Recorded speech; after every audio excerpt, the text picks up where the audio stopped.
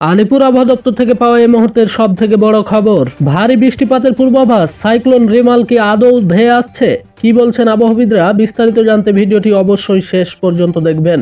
আবহাওয়া বহুরূপী, উল্টে দিলেই পাল্টে যায়। সকাল থেকে দক্ষিণবঙ্গে গরম সংক্রান্ত অস্বস্তি চরমে, কিন্তু পূর্বাভাস বলছে বেলা গড়ানোর সঙ্গে সঙ্গে আবহাওয়ায় পরিবর্তন হবে। সপ্তাহান্তে ভারী বৃষ্টিপাতের পূর্বাভাস। এদিন বঙ্গোপসাগরে তৈরি হতে পারে নিম্নচাপ, উপকূলে রয়েছে দুর্যোগের আশঙ্কা, উত্তাল হতে পারে সমুদ্র। ঘূর্ণিঝড় রেমাল কি আদৌ ধেয়ে আসছে? ঠিক কি বলছেন আবহাওয়াবিদরা? প্রাথমিকভাবে জানা যাচ্ছিল মে মাসের শেষের দিকে ধেয়ে আসবে সাইক্লোন রেমাল। যদিও তার প্রভাব কতটা পড়বে, কোথায় তা তৈরি হবে, সে প্রসঙ্গে আলিপুর আবহাওয়া দপ্তর থেকে বিস্তারিত তথ্য সেভাবে সামনে আসেনি।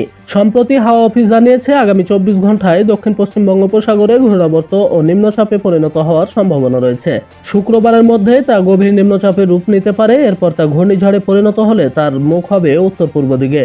বুধবার সকাল থেকেই জেলায় জেলায় অস্বস্তিকর আবহাওয়া বজায় থাকবে, কিন্তু দুপুর থেকে হাওয়া বদলের সম্ভাবনা রয়েছে। শুরু হবে বজ্রবিদ্যুৎ সহ বৃষ্টিপাত।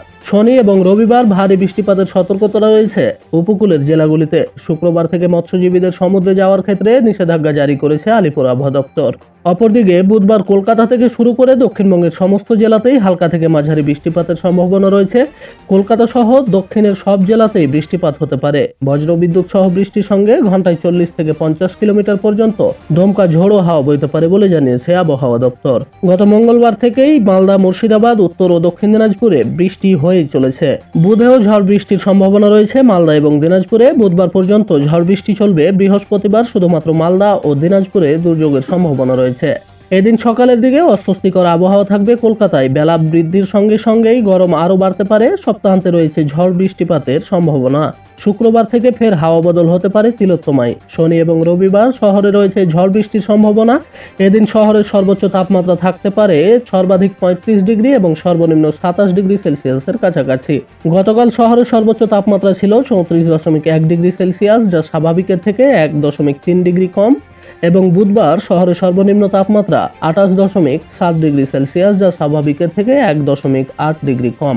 আবহাওয়া দপ্তর থেকে মিলল নতুন আবহাওয়া খবর। দক্ষিণবঙ্গ সহ গোটা রাজ্যে এবার ঝড় বৃষ্টিতে ভিজবে। 23 মের মধ্যে দক্ষিণ পূর্ব বঙ্গোপসাগর সহ তৎসংলগ্ন আন্দামান সাগরের সবকটি জেলায় হালকা থেকে মাঝারি বৃষ্টির সম্ভাবনার কথা জানিয়েছে হাওয়া অফিস। 40 থেকে 50 কিলোমিটার বেগে দমকা বাতাসের সম্ভাবনা রয়েছে। একটি নিম্নচাপ অঞ্চল তৈরির সম্ভাবনা রয়েছে আন্দামান সাগরে, আর সেখান থেকেই তৈরি হবে নিম্নচাপ। তাই বজ্রবিদ্যুৎ সহ বৃষ্টির সম্ভাবনা থাকছে প্রবল বেশি। ঝড় বৃষ্টির হাত থেকে রেহাই পাবে না উত্তরবঙ্গের জেলাগুলিও। বজ্রবিদ্যুৎ সহ মাঝারি থেকে ভারী বৃষ্টির সম্ভাবনা থাকছে দার্জিলিং, জলপাইগুড়ি, কালিম্পং, আলিপুরদুয়ার, কুচবিহার, উত্তর দিনাজপুর, দক্ষিণ দিনাজপুর এবং মালদা জেলায়। তো আজকের ভিডিওটি ভালো লাগলে অবশ্যই একটি লাইক করবেন এবং পরবর্তী গুরুত্বপূর্ণ আপডেট পেতে আমাদের চ্যানেলটি অবশ্যই সাবস্ক্রাইব করে রাখবেন। ফেসবুক থেকে দেখলে পেজটিকে অবশ্যই ফলো দিয়ে রাখবেন। ধন্যবাদ।